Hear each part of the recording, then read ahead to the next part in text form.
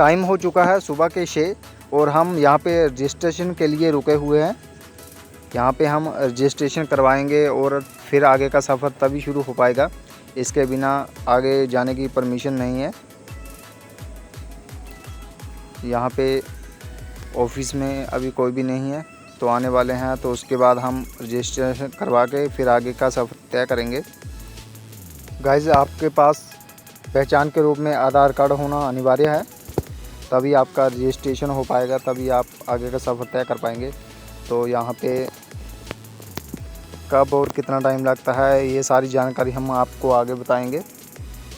Video का आप ज़रा भी स्किप मत कीजिए। तो यहाँ से हमने आगे का सफ़र शुरू किया।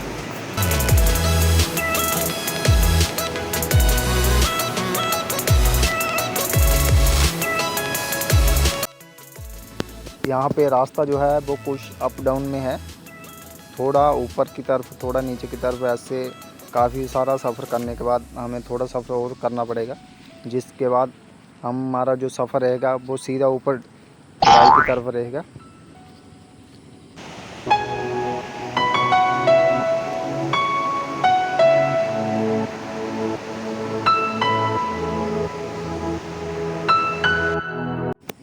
हमारा यहीं से मेन सफ़र जो है वो शुरू होता है आगे का, क्योंकि इसके बाद हमें ऊपर पहाड़ी की तरफ चढ़ते जाना है। आप रास्ता देख सकते हैं कैसा रास्ता है। तो हालत काफ़ी ख़राब हो जाती है जब हम ऊपर की तरफ सफ़र करते हैं। हमारे पास जो सामान है वो जितना कम हो सके उतना कम रहना चाहिए। हमें यहाँ पे आने के लिए मेन जो हाईवे है, हाईवे से हमें यहाँ जाऊँ विलेज तक 40 किलोमीटर का सफ़र तय करना रहेगा। बारिश ज़्यादा होने की वजह से हमने यहाँ थाचुड़ू से पहले टेंट लगे हुए थे, हमने वहीं पे थोड़ा आराम किया और हमने चाय वगैरह पी। तो उसके बाद हमने आगे का सफ़र वहीं से शुरू किया था, क्योंकि बारिश ज़्यादा होने की वजह से हम ज़्यादा आगे चल नहीं पाए। तो दोस्तों, हम यहाँ से अभी चाय नाश्ता करके अभी आगे निकल रहे हैं।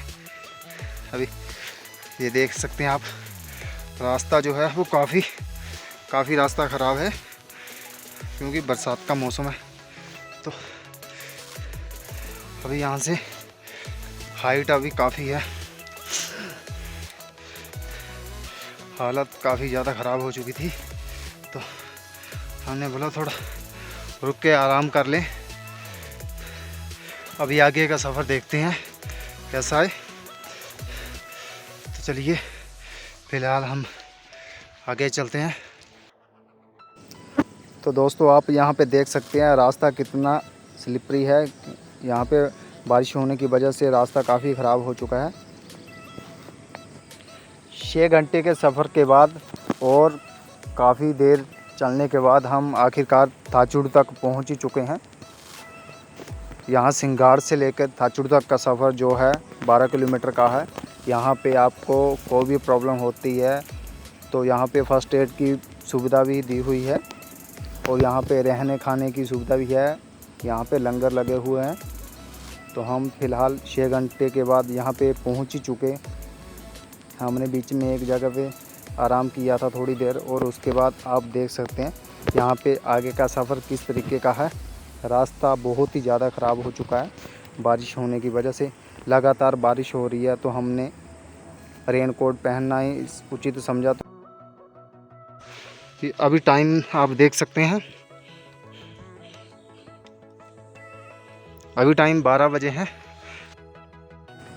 अगर आप शिमला से आ रहे हैं रामपुर की तरफ जा रहे हैं तो आपको रामपुर से तकरीबन 10-12 किलोमीटर पहले ही वहाँ से रास्ता चेंज करना रहेगा। वहाँ से आपको निर्मंड होते हुए बागी पुल को क्रॉस करते हुए जाऊँ विलेज तक पहुँचना रहेगा।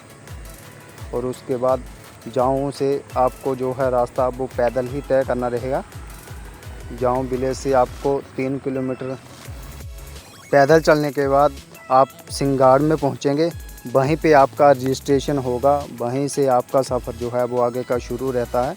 सिंगाड़ में आपका 200 रुपये जो है वो ट्रस्ट की तरफ से लिए जाते हैं आपकी सुविधा के लिए। तो वहाँ पे 200 रुपये चार्ज लिया जाता है और आपका जो एड्रेस वगैरह है वो वहीं पे लिखा जाता है। कोई कुछ भी प्रॉब्लम हो जाए तो उनके पास आपका एक रिकॉर्ड रहता है। रजिस्ट्रेशन का टाइम जो है वो सुबह 5 बजे से लेकर रात के 8 बजे तक का टाइम है। उसके बाद रजिस्ट्रेशन बंद कर दिया जाता है। अगर आपका रजिस्ट्रेशन हो चुका है तो आप आगे का सफ़र तय कर सकते हैं, नहीं तो आपको वहीं पे रहना पड़ेगा। पुलिस वालों की परमिशन के बिना आप आगे का सफ़र जो है वो तय नहीं कर सकते हैं।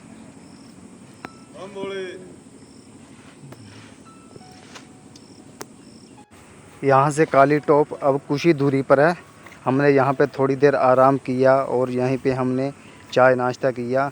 चाय नाश्ता करने के बाद हमने जो है वो आगे का सफ़र यहीं से शुरू किया था, क्योंकि यहाँ पे काली टॉप अभी कुछ ही दूरी पर है। और यहाँ पर पहुँचते हुए हमें तकरीबन 2:30 बजे का टाइम हो चुका था। हमने यहाँ पे काली माता के मंदिर में अब माथा टेका, शीश निभाया और हमने वहाँ से आगे का जो सफ़र है वो फिर शुरू कर दिया था, क्योंकि यहाँ से अब हमें 1.5 किलोमीटर का सफ़र नीचे की तरफ करना रहेगा। और सफ़र करने के बाद हम पहुँचेंगे नीचे भीमतलाई तक। तो यहाँ पे हमने शीश निभाने के बाद हमने आगे का सफ़र तय कर दिया। आप रास्ता देख सकते हैं, जो रास्ता है वो बहुत ही स्लिपरी है। अब हमें पहाड़ी से नीचे की तरफ जाना है, क्योंकि चढ़ाई चढ़ने से जो मुश्किल रास्ता होता है वो नीचे की तरफ जाना रहता है। आप देख सकते हैं यहाँ पे जो नीचे डाउन की तरफ जाने के लिए हमें कम से कम जैसे 80 डिग्री एंगल पे उतरना रहेगा। काफ़ी श्रद्धालु हैं जो माथा टेक के आ रहे हैं और काफ़ी जा रहे हैं, क्योंकि यहाँ की शुरुआत जो होती है वो यहाँ नीचे की तरफ जाने से यहीं से शुरुआत होती है। अब हमें काफ़ी दूरी तय करनी रहेगी, नीचे हमें पहुँचना रहेगा भीमतलाई तक। और आप यहाँ पे देख सकते हैं, यहाँ पे जगह जगह पे अब लंगर की सुविधा शुरू हो चुकी है, लेकिन आपको लंगर की साधन मिल जाएगा। रहने के लिए आपको वहाँ पे काफ़ी सारी मात्रा में टेंट लगे हुए हैं, आपको वहीं पे रहना मिलेगा। तो चलते चलते हमें यहाँ पे बारिश का मौसम फिर शुरू हो गया। हमने कुछ देर यहाँ पे आराम किया। आप देख सकते हैं यहाँ पे रहने का साधन इस तरीके से है। आपको रहने के लिए जो साधन है वो मैं आगे बता दूँगा, क्या क्या आपको मिल सकता है और वहाँ पे रेंट कितना रहेगा। आपको रास्ते में काफ़ी जगह पे लंगर लगे हुए मिल जाएंगे, आप कहीं पे भी लंगर का आनंद ले सकते हैं। लगातार बारिश होने की वजह से आप देख सकते हैं पानी कितनी ज़्यादा मात्रा में यहाँ पे आ रहा है ऊपर से।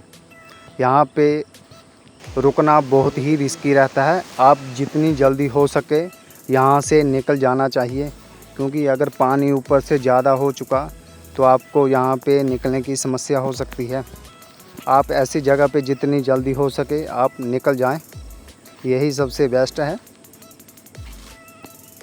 और चलते चलते यहाँ पे एक बात का ज़रूर ध्यान रखें, यहाँ पे काफ़ी सारी ऐसी जड़ी बूटियाँ हैं जिनसे आप काफ़ी प्रभावित हो सकते हैं।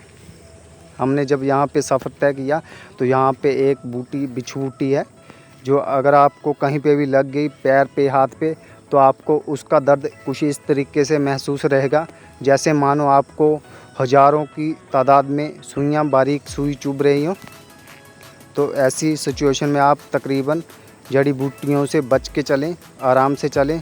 हो सके तो आप शॉर्ट की बजाय फुल पैंट का यूज़ करें। आप यहाँ पे देख सकते हैं काफ़ी ज़्यादा मात्रा में बारिश होने की वजह से यहाँ पे ऊपर से जो है वो कीचड़ यहाँ तक बह के आ चुका है। तो हमें ऐसी जगहों पे जितना जल्दी हो सके हमें निकल जाना चाहिए। हम जितना रुकेंगे हमारे लिए उतना ही नुकसानदायक रहेगा। वो पॉइंट आ चुका है तो आप देख सकते हैं नज़ारा की तरफ, आप देख सकते हैं ये। तो गाइस आप देख सकते हैं हमें बर्फ़ पे जल्दी से जल्दी निकलना रहेगा, जितना जल्दी हो सके, क्योंकि यहाँ पे फिसलन के चांस अभी ये मेरे पैर काफ़ी फिसल रहे हैं यहाँ पे, क्योंकि बर्फ़ जो होती है वो फिसलन बनी रहती है। तो हमें यहाँ से निकल जाना चाहिए जितना जल्दी हो सके। तो फ़िलहाल मैं क्रॉस कर चुका हूँ, आपको मैं दिखा देता हूँ। ये देखिए, आप देख सकते हैं बर्फ़ ये कुछ इस तरीके से। तो फ़िलहाल हम आगे निकलते हैं। यहाँ पे ऊपर पहाड़ी से बूंदें टपक रही हैं। तो फ़िलहाल हम अभी आगे का सफ़र तय करते हैं। तो दोस्तों आप यहाँ पे एक देख सकते हैं जड़ी बूटी, जिसके बारे में हमने यहाँ पे पूछताछ की तो हमें पता चल गया कि ये किस काम की है। तो यहाँ पे एक आर्मी के जवान हैं जो यहाँ पे काफ़ी बार आ चुके हैं। तो इनसे काफ़ी पूछताछ के बाद हमें मालूम चला कि इसको उखाड़ने के बाद इसकी जो जड़ है वो काफ़ी नरम रहती है। उस जड़ को निकालने के बाद उसे सुखा के उसमें देसी घी को मिक्स करके, जैसे हम घर में हवन यूज़ करते हैं, उसे हम ऐसे घर में यूज़ कर सकते हैं। इसे हम अपनी भाषा में गूगल धूप कहते हैं। और उसके साथ ये भी एक ऐसी चीज़ है, इसे भी सुखा के आप घर में यूज़ कर सकते हैं। तो यहाँ पे काफ़ी सारी ऐसी जड़ी बूटियाँ हैं। उसके बाद हमने आगे का सफ़र शुरू कर दिया, क्योंकि एक तो टाइम काफ़ी हो चुका था। तो हमें जितनी जल्दी हो सके यहाँ से निकलना रहेगा। रास्ता काफ़ी स्लिपरी होने की वजह से हम नाइट में सफ़र नहीं कर सकते। तो यहाँ पे आप देख सकते हैं चरवाहे भी पहुँच चुके हैं। जैसे जैसे हम आगे का सफ़र करते जाएंगे हमारा जो रास्ता है वो काफ़ी टफ होता जाएगा। यहाँ पे जो परमिशन है सरकार की तरफ से 15 साल से लेकर 60 साल के बीच में कोई भी व्यक्ति जो है वो मेंटली और फिज़िकली फ़िट होना चाहिए, वो यहाँ पे आ सकता है। जो इससे कम उम्र के बच्चे हैं उनको यहाँ पे आने की अनुमति नहीं है, क्योंकि ऑक्सीजन की कमी होने के कारण यहाँ पे काफ़ी सारी दिक्कत हो जाती है।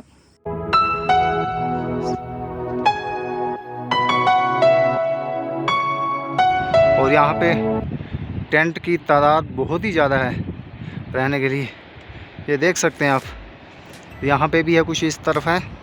ये देख, यहाँ पे बहुत सारे टेंट हैं लगे हुए जो नाइट स्टे के लिए है।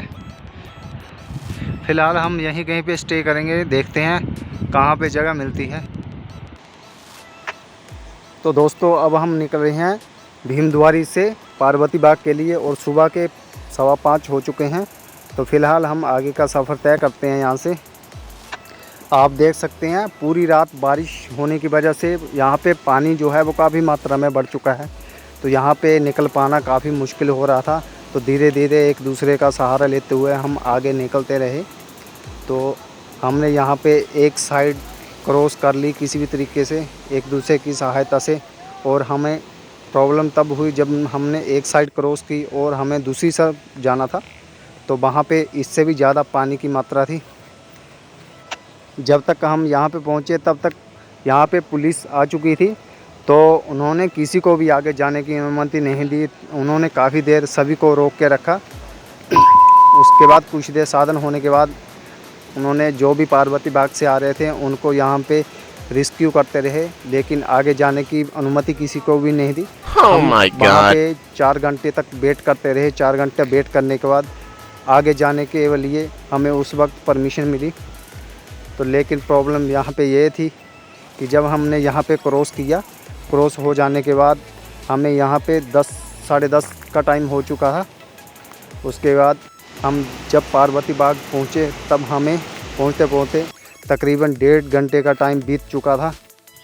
और यहाँ पे हर टाइम पुलिस वालों की ड्यूटी रहती है, क्योंकि पार्वती बाग से भोलेनाथ के दर्शन के लिए 9 बजे के बाद, सुबह के 9 बजे के बाद किसी को भी आगे जाने की परमिशन नहीं है। वो इसलिए क्योंकि ऊपर जाने के लिए 5 किलोमीटर का सफ़र है, उसके लिए 5-6 घंटे, और जो व्यक्ति कम चल सकते हैं उनके लिए ज़्यादा टाइम भी लग सकता है। और ऊपर कहीं भी रहने का कोई भी साधन नहीं है, तो वहीं पे हर किसी व्यक्ति को माथा टेक के भोलेनाथ के दर्शन करने के बाद नीचे वापस आना रहता है। इसीलिए 9 बजे के बाद किसी को भी आगे जाने की परमिशन नहीं है। हमने पूरा दिन अपना पार्वती बाग में व्यतीत किया, पूरे दिन वहीं पे घूमते रहे। पूरा दिन बारिश लगी रही, बारिश होने की वजह से हम टेंट के अंदर ही बैठे रहे, क्योंकि ऊपर जो है टेंट की मात्रा वो कम है। भीमद्वारी में सबसे ज़्यादा टेंट उपलब्ध मिल जाएंगे, और यहाँ पे जो टेंट हैं वो सभी किराए पे मिलते हैं। आपको खाने के लिए लंगर में मिल जाएगा, लेकिन रहने के लिए आपको टेंट में ही साधन मिलेगा। जय भोले, जय भोले। यहाँ पे पार्वती बाग में अक्सर माता गणेश के साथ घूमने के लिए यहीं पे आती थी, इसलिए यहाँ पे ये जो है ब्रह्म कमल है, ये काफ़ी ज़्यादा मात्रा में है। यहाँ पे आपको केवल ब्रह्म कमल ही मिलेंगे, इससे नीचे आपको कहीं भी ब्रह्म कमल नहीं मिलेंगे, जो कि ये फूल जो है वो भगवान शिव को बहुत ही प्रिय है। आप सभी से निवेदन है कि आप कृपया करके इन फूलों को ना तोड़ें। अंदर ठीक था, मतलब मेरे को पता है कि मेरा सिर भारी हो गया, मैं सोचा बाहर जाऊंगा तो साफ करना। अंदर का इलाज। जय शंकर, जय भोले, हर हर महादेव। 9 बजे चिल्लम शुरू, महादेव शीतला के बंदे थे, भगवान का एक बैग सिगरेट बीड़ी टेप बंद। पहले तो मैं देख के परेशान हूँ, 8 बंदे वो, 2 हम भाई और मैं। हाँ भाई बैठ गया, मेरे सिर पकड़ के मैं गिर गया बाहर जाते जाते। अभी रात को 2 बजे लगे।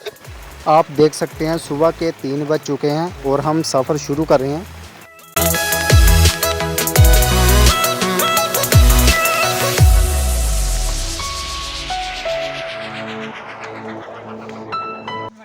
भाई जी आ जाओ भाई, आ जाओ। फोटो लो साथ में कि बैकग्राउंड पीछे दिखाई दे। प्लाटून 602 विश्राम करेगा, विश्राम कर। महादेव की जय। बोलो मां पार्वती की जय। गणपति जी महाराज की जय। कार्तिक स्वामी की जय।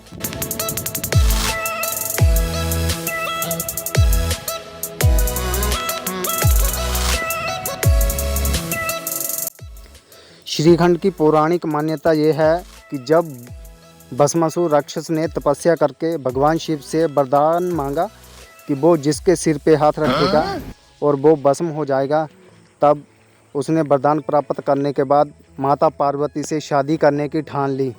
इसलिए उसने भगवान शिव के सर पे हाथ रखकर उन्हें भस्म करने की योजना बनाई।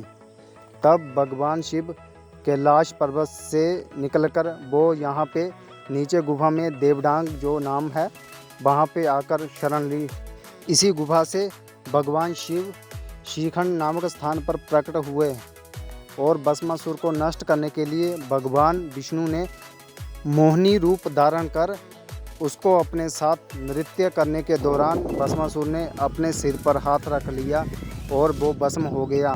उस स्थान की जो मिट्टी और पानी है वो आज भी लाल दिखते हैं, आप वहाँ पे जाके देख सकते हैं।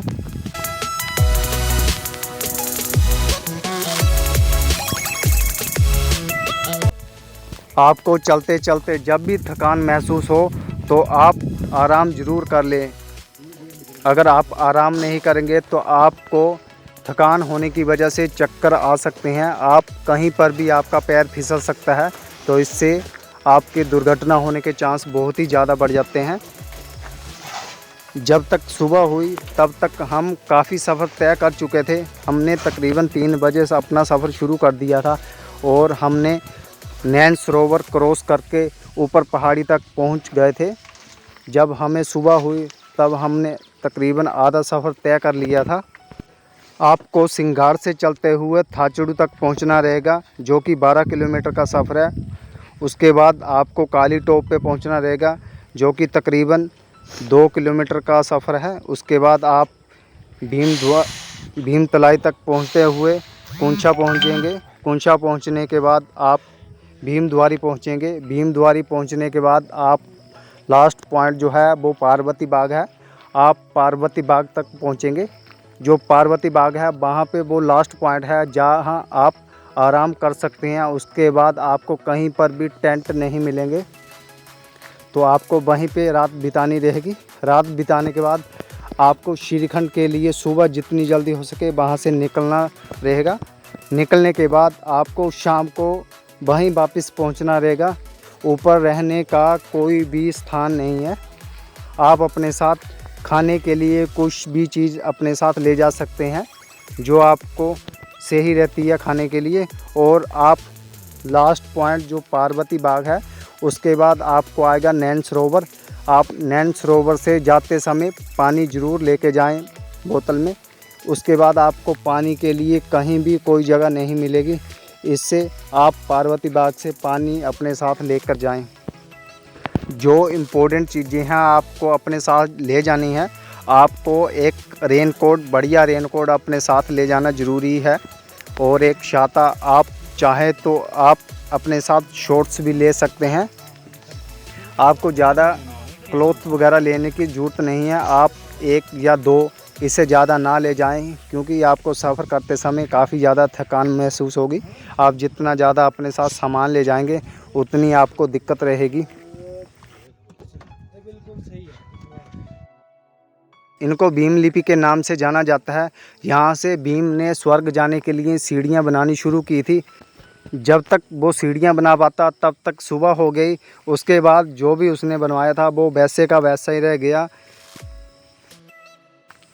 आपको अपने साथ एक ट्रैकिंग शूज़, आपको जो कंफर्ट लगे वो अपने साथ ज़रूर लेकर जाएं।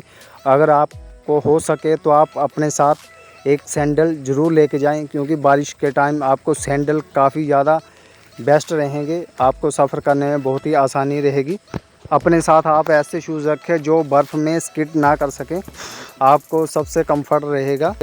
अपने साथ एक कैप ज़रूर लेके जाएं, और हो सके आपके पास एक अच्छे, इससे ये रहेगा आपका शरीर जो है वो सुन्न नहीं हो पाएगा। अगर आप ठंड की वजह से बीमार हो गए तो आपको काफ़ी ज़्यादा प्रॉब्लम हो जाएगी। आप एक अपना गर्म जैकेट अपने साथ ज़रूर लेकर जाएं। आपको हम रहने खाने की बता दें तो यहाँ पे रहने खाने के लिए आपको लंगर हर जगह पे मिल जाएगा, और रहने के लिए आपको टेंट में ही रहना पड़ेगा, और जिसका वो किराया है वो हर जगह पे अलग अलग है। आपको इसके हिसाब से पे करना रहेगा। आपको जहाँ पे भी आप स्टे करते हैं आपको रात का खाना वहीं पे मिलेगा। तो थकान होने की वजह से काफ़ी सारी दिक्कत हो सकती हैं। हमने यहाँ पे रेस्ट करने के बाद आगे का सफ़र शुरू किया। यहाँ पे जो ठंड है वो बहुत ही ज़्यादा है। आप कोशिश करें गर्म कपड़े साथ में ज़रूर लेकर जाएं।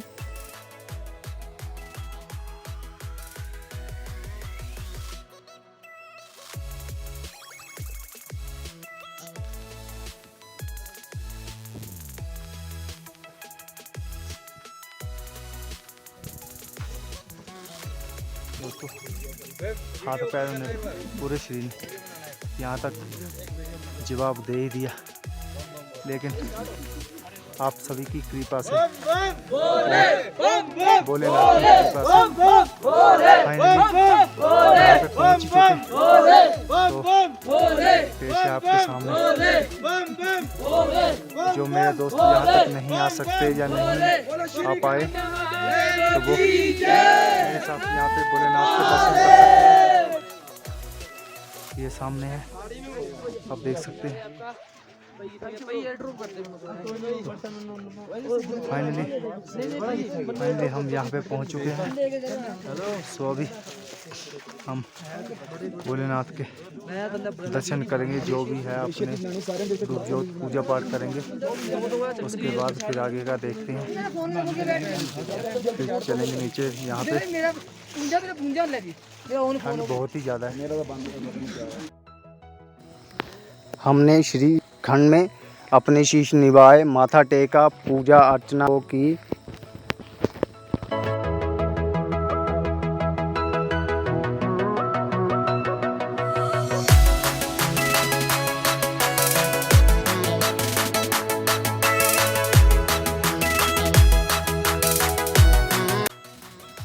आप देख सकते हैं यहाँ पे काफ़ी सारे श्रद्धालु हैं जो अब आते हैं।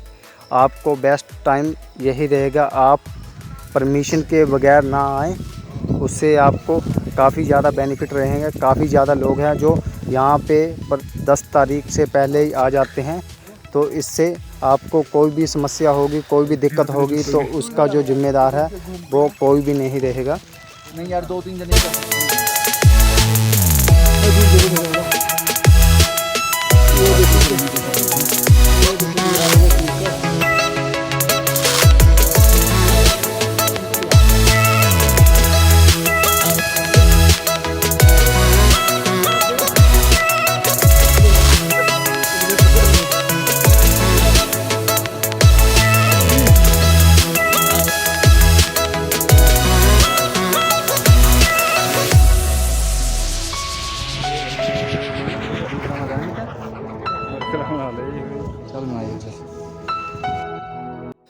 अगर हम सामान की बात करें तो हमने थाचड़ू से पहले चाय पी थी। वहाँ पे हमें 1 कप की कीमत 20 रुपये थी, तो आप उसके हिसाब से हर चीज़ का अंदाज़ा लगा सकते हैं। उसके बाद हमने काली टोप पे चाय पी थी, तो वहाँ पे जो प्राइस था वो चाय का वो 25 रुपये था।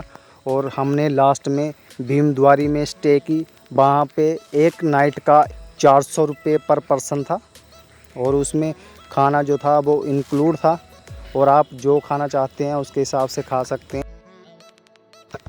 और वहाँ पे जो चाय के कप की कीमत है वो है 30 रुपये, और आप उसके हिसाब से खाने का भी एस्टीमेट अंदाज़ा लगा सकते हैं। और जब हम वहाँ से पार्वती बाग पहुँचे तो वहाँ पे जो पर पर्सन का नाइट स्टे का था वो था 500 रुपये पर पर्सन के लिए, और नाइट का खाना साथ में इंक्लूड था। और आप कुछ भी खाना चाहते हैं उसका जो चार्ज है वो एक्स्ट्रा रहेगा। आपको साथ में बिस्तर वगैरह ले जाने की ज़रूरत नहीं है। आपको खाने के साथ नाइट में आपको वहाँ पे ओढ़ने के लिए कंबल वगैरह वहीं पे मिल जाएगा, तो आप एक्स्ट्रा सामान साथ में ना लेकर जाएं। और उसके आपको वहाँ पे खाने की जो चीज़ें हैं वो जैसे पराठा वगैरह है वो 60 रुपये, मैगी 60 रुपये। ये बातें मैं इसलिए बता रहा हूँ, वहाँ पे सामान ले जाना काफ़ी महंगा रहता है, इसलिए खर्च जो है वो साथ में बढ़ते रहते हैं। कई बार ऐसा हो जाता है कि किसी पर्सन को पता नहीं चलता खाने पीने के प्राइस के बारे में, तो इसलिए मैंने ये प्राइस बताए हैं आपको। और उसके बाद हमने काफ़ी देर यहाँ पे आराम किया। आराम करने के बाद हमने कुछ फ़ोटोज़ और अपनी वीडियोज़ वगैरह क्लिक की, और उसके बाद हमने यहाँ से वापसी का सफ़र जो है वो शुरू कर दिया था। ये शुक्र है वहाँ का कि आपको खाने पीने के लिए साधन हर चीज़ मिल जाती है। अगर आपको साथ में खुद ही ले जाना पड़ेगा तो आप सोच सकते हैं कि वहाँ पे ले जाना कितना ही मुश्किल है। अकेले आदमी को बिना सामान के पहुँचना बहुत ही मुश्किल हो जाता है। तो इस तरीके से अगर आप श्रीखंड जाना चाहते हैं तो आप इस तरीके से यात्रा कर सकते हैं। और टेंट वालों का जो लास्ट टाइम है, हमने उनसे बात की, वो लास्ट 5 अगस्त तक वहाँ से अपना सामान सारा वो नीचे ले आएंगे अपने गांव में।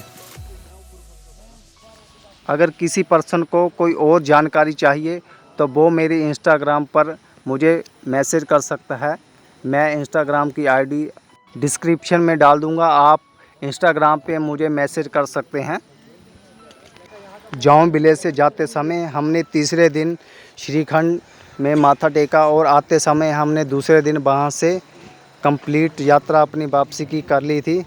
और हमने अपना सफ़र जो है वो स्टार्टिंग जाऊं विलेज से शुरू किया था। आप यात्रा करते समय हर एक जगह हर एक चीज़ का ध्यान रखें। आप चलते समय कहीं पे फिसल सकते हैं, तो इससे आपको काफ़ी ज़्यादा नुकसान पहुंच सकता है। आप आराम से चलिए, जितना हो सके उतना टाइम ले सकते हैं। जल्दबाजी करेंगे तो आपको काफ़ी ज़्यादा नुकसान भुगतना पड़ सकता है। तो आप ये देख सकते हैं वहाँ के खूबसूरत नज़ारे। आप सभी श्रद्धालुओं से अनुरोध है कि यहाँ आकर गंदगी ना फैलाएं। यहाँ पर साफ़ सफाई रखना हमारी सबकी जिम्मेदारी है। अगर आप पर्सनल व्हीकल से आ रहे हैं, बाइक या गाड़ी से, तो वहाँ पे पार्किंग की सुविधा भी उपलब्ध है। आपको बस की सुविधा केवल बागी पुल तक ही रहेगी। आगे आपको टैक्सी के द्वारा ही जौनबिली तक पहुँचना रहेगा। दोस्तों, आप इस वीडियो को जितना भी शेयर कर सकते हैं उतना कीजिए।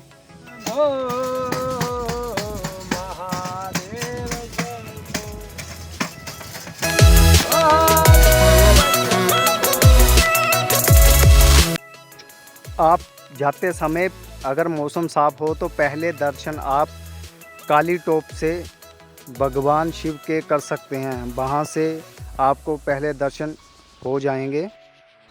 हमने आते समय थाचुड़ू में कुछ देर आराम किया और यहाँ पे लंगर लगा हुआ था। हमने थोड़ा नाश्ता किया और वहाँ से धीरे धीरे आगे का सफ़र हमने वापसी का शुरू कर दिया था। आप यहाँ पे देख सकते हैं काफ़ी सारी मात्रा में लोग जा रहे हैं। यहाँ के जो लोग हैं वो इस तरीके से सामान ऊपर पहुँचाते हैं।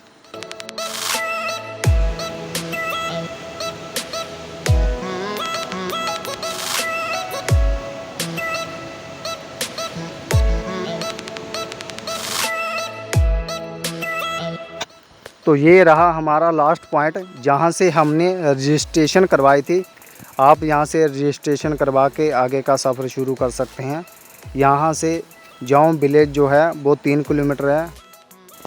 हमने यहाँ जाऊँ विलेज में माता गौरी के दर्शन किए और हम पहुँच गए अपनी बाइक तक।